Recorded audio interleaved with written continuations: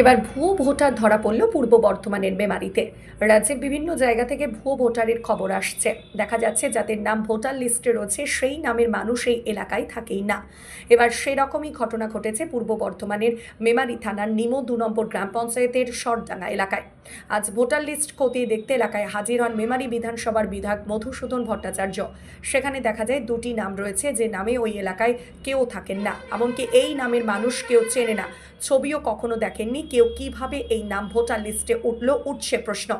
এ বিষয়ে বিধায়ক মধুসূদন ভট্টাচার্য বলেন, সামনে যেহেতু বিধানসভা নির্বাচন রয়েছে, তাই কেউ বা কারা উদ্দেশ্যপ্রণীতভাবে এই নামগুলো ঢুকিয়ে থাকতে পারে। রাজনৈতিক ফায়দা তোলার জন্যই কাজ এমন মনে করছেন তিনি। মেমারি বিধায়ক মধুসূদন ভট্টাচার্য কি বললেন তা শুনব। মৃত্যুঞ্জয় যশের রিপোর্ট, সুন্দর বাংলা নিউজ। আজকে কি করলেন? আজকে এখানে আমরা 195 পার্টে আমরা ভোটারদের বাড়ি বাড়ি যাচ্ছি। আমাদের মাননীয় মুখ্যমন্ত্রী নির্দেশ মতো যে প্রত্যেক জায়গাতেই লক্ষ্য করা যাচ্ছে পশ্চিমবাংলার প্রত্যেকটা জায়গাতেই প্রত্যেকটা বুথেই কিছু না কিছু এরকম ফলস ভোটারের নাম ঢুকে আছে। এখানেও কিছু পেলেন নাকি? এখানেও আমরা যতটুকু দেখেছি তার মধ্যে দুটো নামকে আমরা আইডেন্টিফাই করেছি। একটা হচ্ছে 786 সিরিয়াল নাম্বারে শেখ আব্দুল মুক্তার, যার বাবার নাম এখানে দেখানো আছে সালেহা বেগম। অ্যাকচুয়ালি এটা মেয়েদের নাম সালেহা বেগম। তো এখানে বাবার নামটা যা ভুল আছে কিন্তু ওই ভোটারের কোনো এক্সিস্টেন্স এখানে নেই, ভোটার এখানে থাকেই না। এবং এই নামটা নতুন করে যোগ হয়েছে উদ্দেশ্য প্রণীতভাবে, এটা আমরা অনুমান করছি। তার সঙ্গে সঙ্গে আরেকটি নাম আছে যেটা হচ্ছে 766 সিরিয়াল নাম্বারে, তার নাম এখানে রয়েছে জামাল শেখ। পিতার নাম দেখানো হচ্ছে ওসমান শেখ। তা বয়স 59 বছর। তা এটাকেও এখানকার লোকেরা আইডেন্টিফাই করতে পারছে না এবং অনেকটা জায়গায় ঘোরা হলো।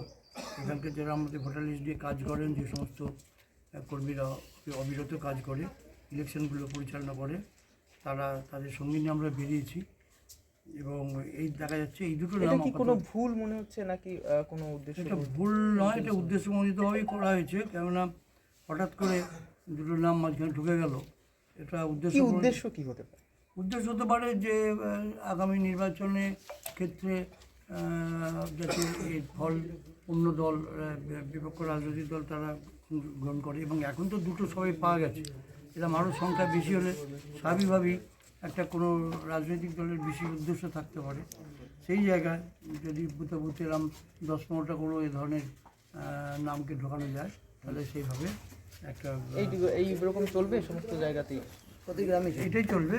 এবং এইভাবে পশ্চিমবাংলার সর্বত্র যেমনভাবে আমরা করছি, আমাদের কর্মীরা লেগে পড়ে আছে, সেইভাবে এটাকে বার করার চেষ্টা হচ্ছে। যেরকম মৃতর বা ভোটার করা ছিল তো আলাদা, কিন্তু এরা হঠাৎ করে নামগুলো এখানে যোগ হয়ে গেল, এটা একটা বিশেষ উদ্দেশ্যমণ্ডিতভাবে মেমারি বিধানসভায় কি প্রথম ধরা পড়লো?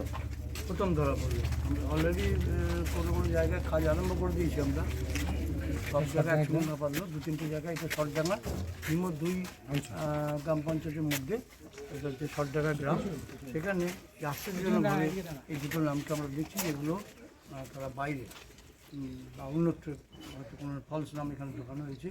এতে কিন্তু আমরা নাম এখানে পাচ্ছি না, মানে এই লোকের অস্তিত্ব নেই এখানে। এবং গ্রামবাসীরা সবাই অবাক ভাবে যে এই নামগুলো, এই নাম আমাদের জন্মলগ্ন থেকে নেই এলাকায়। আমরা দেখেছি